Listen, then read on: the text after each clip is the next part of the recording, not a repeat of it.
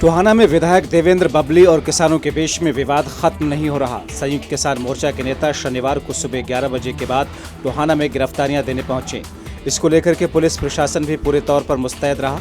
जिला पुलिस कप्तान राजेश कुमार के मुताबिक टोहाना में पुलिस फोर्स की 20 कंपनियां तैनात की गई, जिसमें 2 कंपनियां रैपिड एक्शन फोर्स की शामिल रहीं। उन्होंने कहा कि किसी को भी शहर की शांति भंग करने की इजाजत नहीं होगी। किसान नेताओं ने कहा कि किसी भी प्रकार की हिंसा नहीं होनी चाहिए। टोहाना में विधायक देवेंद्र सिंह बबली और किसानों के बीच चल रहे विवाद को लेकर पुलिस प्रशासन द्वारा शहर थाना में 2 तथा सदर थाने में 1 केस दर्ज किए गए, जिसमें किसानों के गिरफ्तारी को लेकर पुलिस छापेमारी कर रही है और कुछ किसानों को जेल भी भेजा गया है। प्रदेश सरकार ने वैक्सीन की आपूर्ति के लिए 27 मई से आवेदन मांगे थे। शुक्रवार को 1 करोड़ कोरोना रोधी वैक्सीन के लिए टेक्निकल बिड खोली जानी थी, लेकिन टेंडर प्रक्रिया में एक भी कंपनी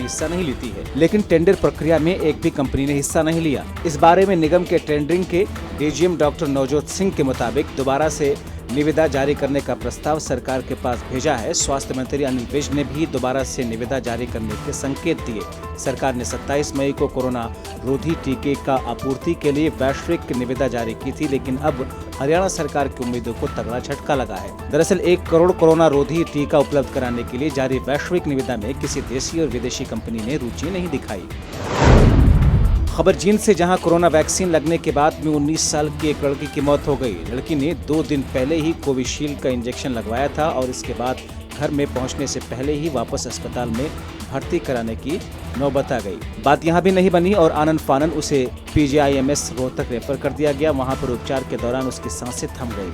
मृतक युवती की पहचान जींद जिले के गांव निर्जन की रहने वाली 19 साल की प्रिया के रूप में हुई। परिजनों के मुताबिक प्रिया पुत्री अजमेर ने 2 जून को जिला मुख्यालय पर स्थित सिविल अस्पताल में कोविशील्ड का इंजेक्शन लगवाया था। इसके बाद में जब वो घर लौट रही थी तो रास्ते में चक्कर आने लगे, उल्टियां शुरू हो गईं। इसके बाद उसे वापस सिविल अस्पताल में भर्ती कराया गया। डॉक्टरों की टीम ने चेक करके कोमा की हालत बताई और रोहतक पीजीआईएमएस रेफर कर दिया।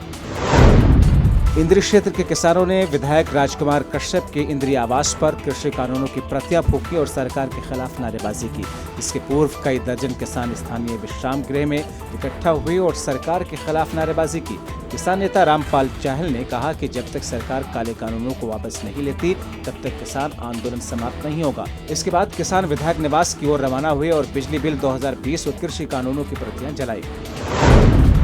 कोरोना की दूसरी लहर में ऑक्सीजन की कमी से कई लोगों की जिंदगियां खत्म हुई और इससे सबक लेते हुए आईएमटी इंडस्ट्रीज एसोसिएशन फरीदाबाद ने HSIIDC के साथ मिलकर के विश्व पर्यावरण दिवस पर सघन पौधारोपण अभियान की शुरुआत की। इस मौके पर पृथला के विधायक और प्रदेश सरकार के चेयरमैन नैनपाल रावत ने बतौर मुख्य अतिथि शिरकत की और पौधे लगाए। इस मौके पर एसोसिएशन के प्रधान प्रमोद राणा, HSIIDC के टेस्ट ऑफिसर विकास कुमार, रश्मि सिंह, कल्पना गुप्ता, PGS सरना सहित अन्य उद्योगपति वहां पर मौजूद रहे। मौके पर न केवल अधिक से अधिक पौधे लगाने का संकल्प लिया गया, बल्कि उनकी देखभाल को भी सुनिश्चित करने के लिए चर्चा हुई। इस मौके पर विधायक नैनपाल रावत ने सभी से अपील की कि वो अधिक से अधिक पौधे लगाएं और पर्यावरण को स्वच्छ बनाए रखें।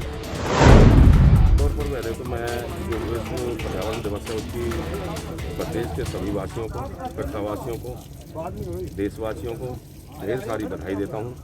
और आज हमारे जो HSIDC के अधिकारीगण हैं, IMT एसोसिएशन के जो पदाधिकारी हैं, उन्होंने यहाँ पर एक ये पौधारोपण का काम जो किया है, पहले भी ये लोग इस दोनों डिपार्टमेंट भी और अपना एसोसिएशन भी मिलकर के इस तरह के काम करते रहे हैं और मैं समझता हूँ कि एक बहुत बेहतरीन काम है। और पर्यावरण को कंट्रोल रखना, दूषित ज़्यादा ना हो, वायु प्रदूषण ना हो, उसके लिए हम सबको आगे आकर काम करना चाहिए।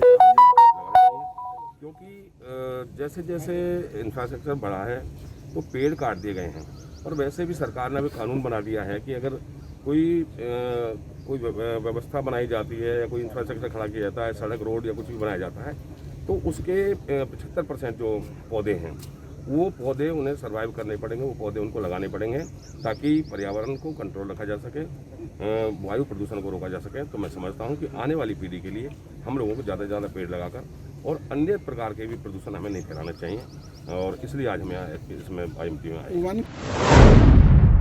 देखिए, मेरा मुख्य उद्देश्य, जैसे कोरोना काल में हमने अभी महसूस किया है कि हम हर जगह ऑक्सीजन चिल्ला रहे थे, लोगों को ऑक्सीजन की कमी महसूस हो रही थी।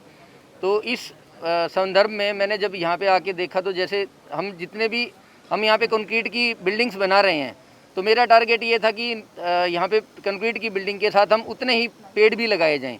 तो इस मानसून में मेरा टारगेट ये है कि हम एसोसिएशन के साथ मिलके, हमारे एसोसिएशन के प्रधान हैं, इन्होंने भी मुझे वादा किया है कि हम दोनों मिलके इस बार 10,000 पेड़ हम IMT में लगाएंगे। आपने भी देखा है कि कोरोना काल में ऑक्सीजन की कमी के कारण बहुत सारे हमारे साथी, हमारे भाई चले गए हैं। तो उससे हमें एक सबक मिला है कि अगर ये ऑक्सीजन अभी तो हम आर्टिफिशियल ऑक्सीजन की वजह से ये गए, अगर हमारे पास नेचुरल होती, पेड़ के द्वारा ऑक्सीजन होती, तो शायद ये ऑक्सीजन की कमी कम पड़ती। तो हमने उसके चलते ही ये प्रण लिया है कि हम 10,000 पेड़ IMT में लगाएंगे और उनको जीवित रखेंगे।